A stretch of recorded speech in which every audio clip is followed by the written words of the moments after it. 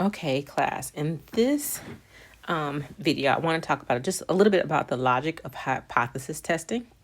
And with hypothesis testing, there are only, and I'm going to change my pen, there are only two statements. So only two statements that can be made about the null hypothesis, right? And the first statement is that you're going to reject it.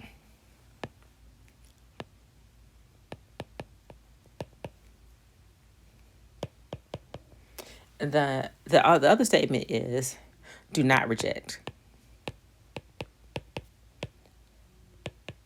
And I think I talked about this a little bit in a previous video.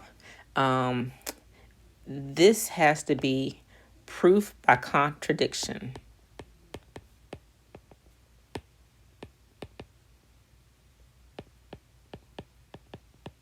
So once again, like I said in the previous video, you can't say you accept it. You have to say that you reject it or you do not reject it. So you're either going to reject H0 or you're not going to reject it. Never accept, okay?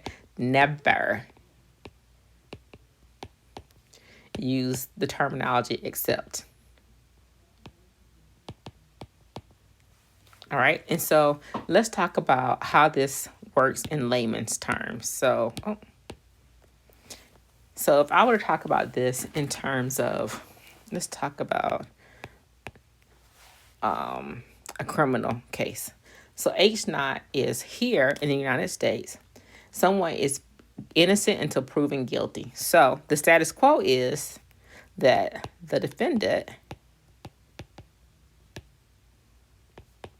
is innocent. That is the status quo. Right? And then the alternative is that the defendant is guilty.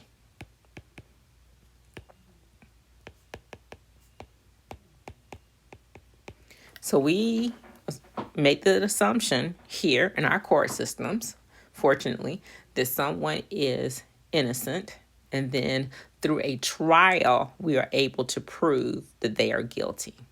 All right. You have a question, a discussion question that's kind of prefaced like this. So think about it. I'm very anxious or curious to hear what you think. So again, logic of hypothesis testing is that there are only two statements that can be made about the null hypothesis, that you reject it or you do not reject it.